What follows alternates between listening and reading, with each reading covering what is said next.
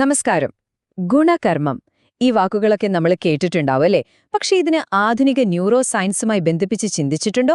അതാണ് നമ്മൾ ഇന്ന് ചെയ്യാൻ പോകുന്നത്.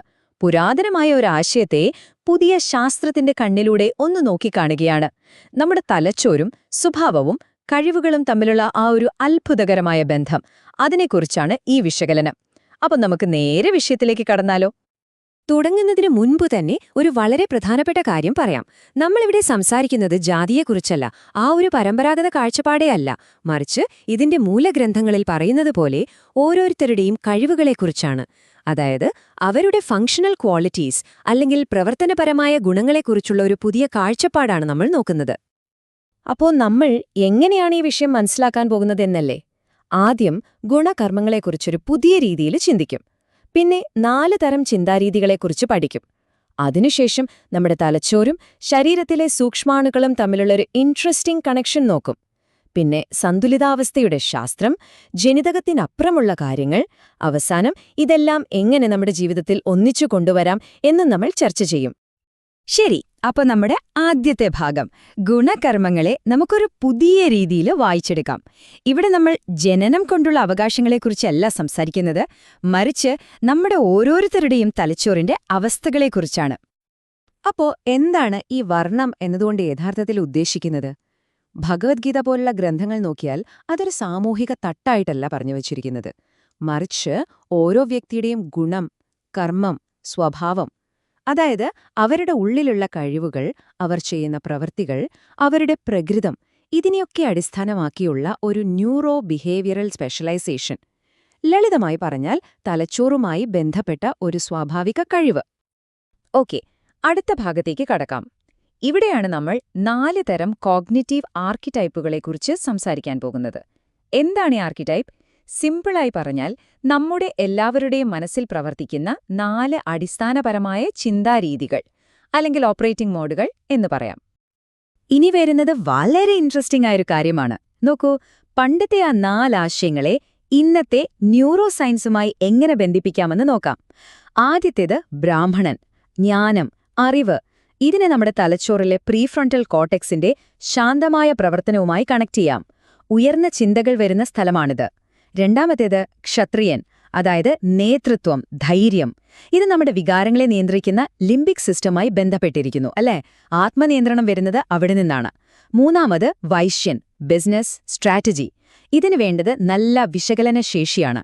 അത് തലച്ചോറിന്റെ ഇടതുഭാഗത്തിന്റെ ജോലിയാണ്. അവസാനമായി ശൂദ്രൻ, സേവനം, നൈപുണ്യം, അതായത് സ്കിൽ. ഇത് നമ്മുടെ ചലനങ്ങളെ നിയന്ത്രിക്കുന്ന മോട്ടോർ കോർട്ടെക്സുമായി ബന്ധപ്പെട്ടിരിക്കുന്നു. കണ്ടില്ലേ എങ്ങനെ ഒരു കണക്ഷൻ വരുന്നുവെന്ന്? അടുത്തത് ഒരുപക്ഷെ നിങ്ങളെ അത്ഭുതപ്പെടുത്തുന്ന ഒരു വിഷയമായിരിക്കും. നമ്മുടെ തലച്ചോറും ശരീരത്തിലെ സൂക്ഷ്മാണുക്കളും, അതായത് മൈക്രോബയോട്ടയും തമ്മിലുള്ള ബന്ധം. സത്യത്തിൽ നമ്മുടെ കുടലിലുള്ള കോടിക്കണക്കിന് ബാക്ടീരിയകൾക്ക് നമ്മുടെ ചിന്തകളെയും സ്വഭാവത്തെയും സ്വാധീനിക്കാൻ കഴിയും. അതെങ്ങനെയാണെന്ന് നോക്കാം. നമുക്ക് ഓരോ മോഡിലേക്കും വിശദമായി കടക്കാം. ആദ്യത്തേത് ബ്രാഹ്മണ മോഡ്. ഇതിന് നമുക്ക് ഇൻസൈറ്റ് ആൻഡ് സൈലൻസ്, അതായത് ഉൾക്കാഴ്ചയുടെയും ആന്തരിക നിശബ്ദതയുടെയും ഒരു അവസ്ഥ എന്ന് വിളിക്കാം. കാര്യങ്ങളെ ശാന്തമായി നിരീക്ഷിച്ച് അറിവ് നേടാനും സത്യം കണ്ടെത്താനുമുള്ള ഒരു കഴിവ്. ഇതിന്റെ പിന്നിലെ സയൻസ് എന്താണെന്നല്ലേ? ഈ അവസ്ഥയിൽ നമ്മുടെ ബ്രെയിനിലെ ഡിഫോൾട്ട് മോഡ് നെറ്റ്വർക്ക് അഥവാ DMN വളരെ ശാന്തമായിരിക്കും. ഈ DMN ആണ് നമ്മൾ വെറുതെ ഇരിക്കുമ്പോൾ ഓരോന്നാലോചിച്ചു കൂട്ടുന്ന ആള്. അത് ശാന്തമാകുമ്പോൾ നമുക്ക് കൂടുതൽ ശ്രദ്ധ കിട്ടും. അതോടൊപ്പം ശരീരത്തിൽ ഗാബ, GABA ഉൽപ്പാദിപ്പിക്കുന്ന നല്ല ബാക്ടീരിയകൾ കൂടുതലായിരിക്കും. ഈ ഗാബ ഒരു റിലാക്സിംഗ് ഏജന്റ് പോലെയാണ്. ഇതെല്ലാമാണ് വിവേകം, അതായത് ശരിയും തെറ്റും തിരിച്ചറിയാനുള്ള കഴിവിന് കാരണമാകുന്നത്. ഇനി രണ്ടാമത്തെ മോഡ്, ക്ഷത്രിയ മോഡ്. ഇതിന് നമുക്ക് ഓർഡർ ആൻഡ് കറേജ്, അതായത് ക്രമത്തിന്റെയും ധൈര്യത്തിന്റെയും അവസ്ഥ എന്ന് പറയാം. ഒരു ലീഡർക്ക് വേണ്ട ഗുണങ്ങൾ, അച്ചടക്കം, പ്രഷർ ഹാൻഡിൽ ചെയ്യാനുള്ള കഴിവ്, അതൊക്കെയാണിതിൽ വരുന്നത്. ഈ മോഡൽ തലച്ചോറിന് വികാരങ്ങളെ നന്നായി കൺട്രോൾ ചെയ്യാൻ പറ്റും. എങ്ങനെയാണെന്നോ? നമ്മുടെ ശരീരത്തിലെ ഹാപ്പി ഹോർമോണുകളായ സെറോട്ടോണിനും ഡോപ്പമിനുമൊക്കെ ഒരു സ്റ്റേബിൾ ലെവലിലായിരിക്കും. അതുകൊണ്ടാണ് പേടിയില്ലാതെ കാര്യങ്ങളെ നേരിടാനും ശരിയെന്ന് തോന്നുന്നത് ചെയ്യാനും സാധിക്കുന്നത്. ഓക്കെ, മൂന്നാമത്തെ mode, Vaishya mode. Value creation and strategy, അതായത് മൂല്യമുണ്ടാക്കാനും അതിനുവേണ്ട തന്ത്രങ്ങൾ മെനയാനുമുള്ള കഴിവ്. റിസോഴ്സുകളെ മാനേജ് ചെയ്യുക, നല്ല പ്രാക്ടിക്കൽ തീരുമാനങ്ങളെടുക്കുക, അങ്ങനെയുള്ള കാര്യങ്ങൾ.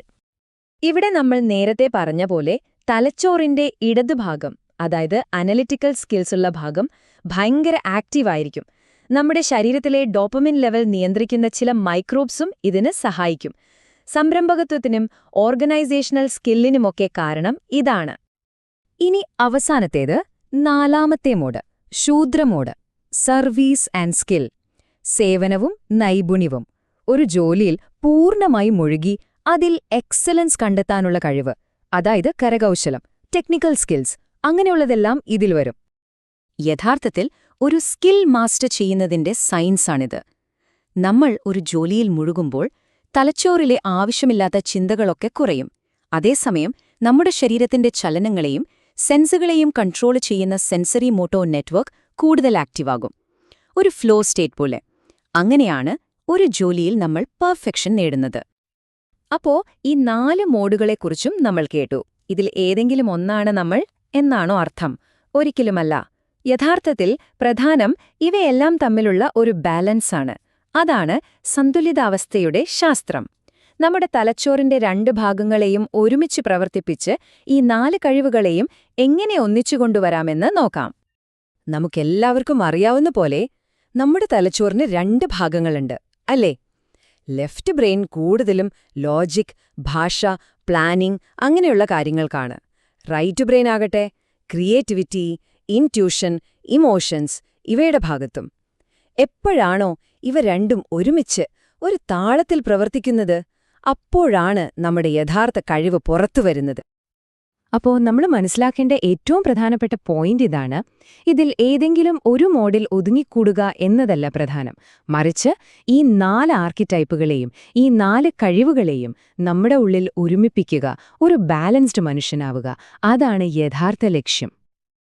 ഇനി അടുത്ത ഭാഗം, ജനിതകത്തിനപ്പുറം. അതായത് എന്തുകൊണ്ടാണ് ഈ ഗുണങ്ങളൊന്നും പാരമ്പര്യമായി കിട്ടുന്നതല്ല, മറിച്ച് നമ്മൾ വളർത്തിയെടുക്കുന്നതാണ് എന്ന് പറയുന്നത്. നമുക്ക് നോക്കാം.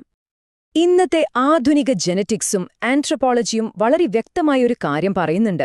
ഈ പറയുന്ന വർണ്ണങ്ങൾക്കോ കഴിവുകൾക്കോ യാതൊരു ജനിതകപരമായ അതിർവരമ്പുകളുമില്ല. ഇത് പൂർണ്ണമായും തെറ്റായൊരു ധാരണയാണ്. ഇതിന് ജനനവുമായി യാതൊരു ബന്ധവുമില്ല. അപ്പൊ പിന്നെ നമ്മുടെ സ്വഭാവം എങ്ങനെയാണ് ഉണ്ടാവുന്നത്? അത് പല കാര്യങ്ങളുടെ ഒരു മിശ്രിതമാണ്. നമ്മുടെ ശരീരത്തിലെ മൈക്രോബയോം, നമ്മുടെ ബ്രെയിൻ നെറ്റ്വർക്കുകൾ, എപ്പിജെനറ്റിക്സ്, പിന്നെ നമ്മുടെ ചുറ്റുപാടുകൾ, ഇതെല്ലാം ചേർന്നാണ് നമ്മളെ നമ്മളാക്കുന്നത്. അതിന്റെ ഏറ്റവും നല്ല കാര്യം എന്താണെന്നറിയോ? ആർക്കും എപ്പോൾ വേണമെങ്കിലും ഏത് കഴിവും പരിശ്രമത്തിലൂടെ വളർത്തിയെടുക്കാൻ സാധിക്കും എന്നതാണ്. നമ്മുടെ അവസാന ഭാഗത്തേക്ക് കടക്കുകയാണ്, സമന്വയത്തിലേക്കുള്ള വഴി. അതായത് നമ്മുടെ ശരീരത്തിലെ സൂക്ഷ്മാണുക്കൾ മുതൽ നമ്മുടെ ചിന്തകൾ വരെ ഇതെല്ലാം എങ്ങനെ ഒരുമിപ്പിച്ച് നമ്മുടെ കഴിവുകളെ അടുത്ത ലെവലിലേക്ക് കൊണ്ടുപോകാമെന്ന് നോക്കാം. ഇത് നോക്കൂ, നമ്മൾ ഇതുവരെ പറഞ്ഞതിന്റെ എല്ലാം ഒരു രത്നച്ചുരുക്കമാണിത്. ഒരു ഉദാഹരണം വെച്ച് പറയാം. നമ്മുടെ ശരീരത്തിലെ മൈക്രോബയോട്ട നല്ല അളവിൽ ഗാബ ഉണ്ടാക്കുന്നുവെന്ന് വെക്കുക. അത് നമ്മുടെ തലച്ചോറിനെ ശാന്തമാക്കും, ഗാമ വേവ്സ് കൂടും.